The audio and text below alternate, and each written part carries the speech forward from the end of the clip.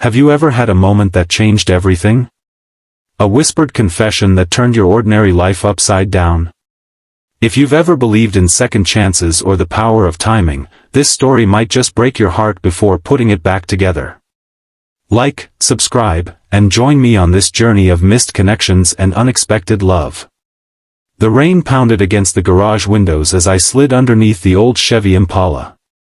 It was my fifth car of the day, and my back was screaming at me to call it quits.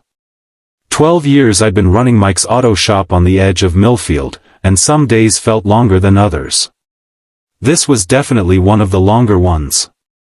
How bad is it? Her voice came from somewhere above me, gentle but worried.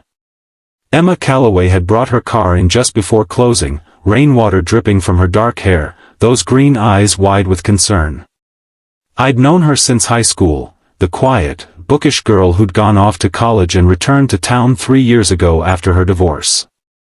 Timing belts shot, I replied, sliding out from under the car to look up at her. And your alternator's not looking too happy either. Emma bit her lower lip, a habit I'd noticed she'd had since we were teenagers. That sounds expensive. It's not cheap, I admitted, wiping my hands on a rag. But I can give you the friends and neighbors discount.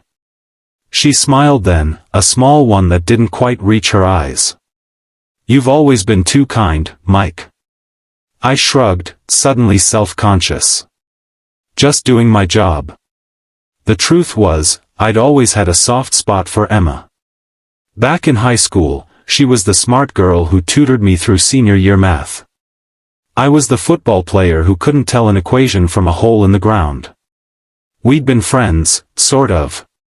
The kind who existed in the strange in-between space of not quite close but more than acquaintances. It'll take a couple days to get the parts, I told her, standing up and feeling my knees crack in protest. I can give you a loaner until then. I don't want to impose, she said, tucking a strand of hair behind her ear. It's no imposition. That's what the loaners are for. As I filled out the paperwork, I could feel her watching me. The garage was quiet except for the rain and the occasional rumble of thunder. Everyone else had gone home hours ago. Do you ever think about the past, Mike? She asked suddenly. I looked up from the forms. What do you mean? High school. The choices we made. The paths we didn't take. Something in her voice made my heart beat a little faster. Sometimes, I admitted. Why? She shook her head. Just feeling nostalgic, I guess.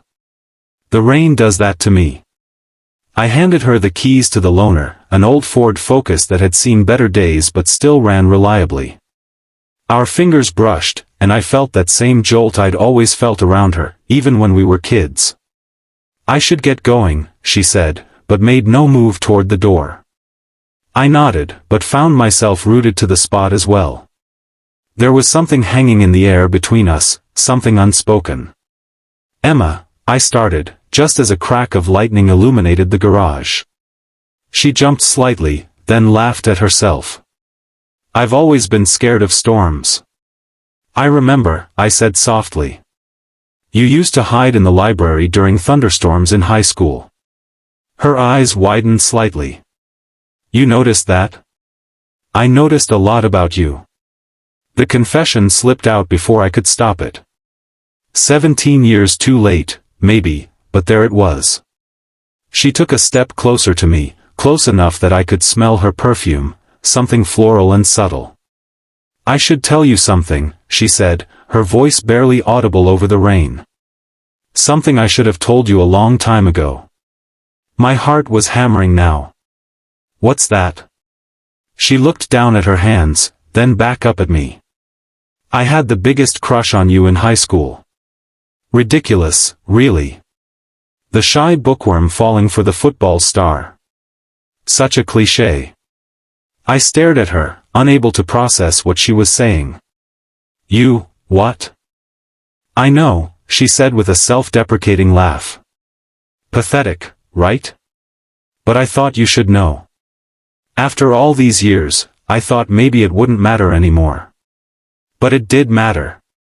It mattered because all through high school, I'd been crazy about her too. Too intimidated by her intelligence, too afraid of rejection to ever say anything. "Emma," I said, my voice rough with emotion. The garage phone rang, shattering the moment. I cursed under my breath and turned to answer it, knowing it was probably Mrs. Hendricks checking on her Buick for the third time that day. When I hung up and turned back, Emma was already halfway to the door, keys clutched tightly in her hand. "I should go," she said. I shouldn't have said anything. "I'm sorry." "Emma, wait." But she was already gone, the door swinging shut behind her. I stood there, surrounded by tools and the smell of motor oil, wondering how I'd managed to miss my chance. Again. The next morning, I woke up determined. I'd spent half the night thinking about Emma, about what she'd said, about all the years we'd wasted. I called the parts supplier first thing and put a rush on her order, paying the extra fee out of my own pocket. By noon, I was elbow deep in another car when the garage door opened. I looked up, hoping it was Emma, but it was just Bill Thompson dropping off his truck for its regular service. "You look disappointed to see me, Mike," Bill joked. I forced a smile. "Just busy today, Bill. Aren't we all?" "Say, I saw Emma Calloway at the diner this morning.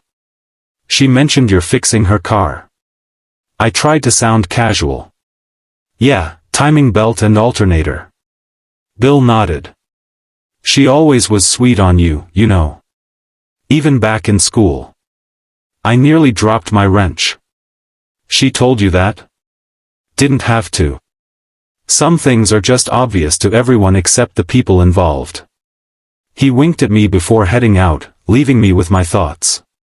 By the time Emma's parts arrived the next day, I'd rehearsed what I wanted to say to her at least 100 times. I worked through lunch to get her car finished, ignoring the knowing looks from my mechanics. I called her when it was ready. "Your car's all set," I said when she answered. "Oh. That was fast," she replied, sounding surprised. "I can come by after work, around 5? "Perfect. I'll be here." The hours crawled by. At 4:30, I sent everyone home early, ignoring their smirks and comments. By 4:45, I'd changed my shirt twice and was pacing the office. At exactly 5:02, the bell over the door jingled. Emma walked in, looking beautiful in a simple blue dress, her hair loose around her shoulders. "Hi," she said, stopping just inside the door. "Hi," I replied, suddenly forgetting every word of my carefully planned speech.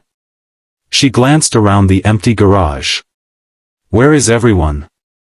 "I sent them home early. It's Friday." She nodded, an awkward silence falling between us. "So, my car?" "Right. It's all set." I handed her the keys, our fingers brushing again. This time, I didn't let go. "Emma, about what you said the other night." She looked down at our hands, then back up at me. "I was hoping you'd forgotten about that." I was being silly. "No, you weren't." I took a deep breath. "I had a crush on you too. Back then." Her eyes widened. "You did?" I nodded. The football player too intimidated by the smart girl to ask her out. Another cliché, I guess. A small smile played at her lips. "We're quite the pair, aren't we?" "We could be," I said softly. She looked at me for a long moment, something vulnerable in her expression. "It's been a long time, Mike. We're different people now." "I know. But I'd like to get to know the person you are now. If you'll let me." She bit her lip again, considering. "I don't know. After my divorce. I'm not sure I'm ready." I released her hand, not wanting to pressure her. "I understand. No rush." She looked at her car, then back at me. "Thank you for fixing it so quickly." "Anytime." She started to turn away, then stopped. Actually, there is one thing. What's that? My windshield wipers are still making that squeaking noise. Do you think you could take a look? I frowned, confused. I didn't notice any problem with them. A mischievous smile spread across her face. Maybe you need to look closer. Understanding dawned on me, and I couldn't help but grin. I suppose I could check them out. Might take a while, though. I've got time, she said softly. I followed her to the car, my heart lighter than it had been in years. As I pretended to examine the perfectly functional wipers, she leaned against the hood, watching me. You know, she said, I always wondered what would have happened if one of us had been brave enough to say something back then. I straightened up, looking into those green eyes that had haunted me for so long. Maybe the timing wasn't right. And now? She asked, her voice barely above a whisper. Now I think we've waited long enough. I took a step closer to her. Emma, would you like to have dinner with me tonight? She smiled, a real one this time that lit up her entire face. I'd like that very much. As I leaned in to kiss her, she whispered against my lips, I wish you were mine. And I whispered back, I wish that too. That was 5 years ago. Today, Emma and I run the garage together, she handles the books while I handle the cars. We have a 3-year-old daughter who has her mother's green eyes and my stubborn streak. Sometimes, on rainy nights, we still talk about all those years we wasted, too afraid to speak our hearts.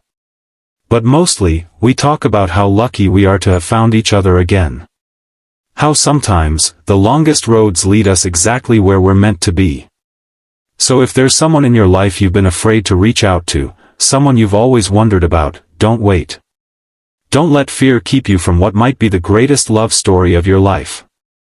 Because sometimes, a whispered confession in a garage on a rainy night can change everything. If this story touched your heart, please like this video and subscribe to my channel for more stories about second chances and the courage to take them. Remember, it's never too late to say what needs to be said.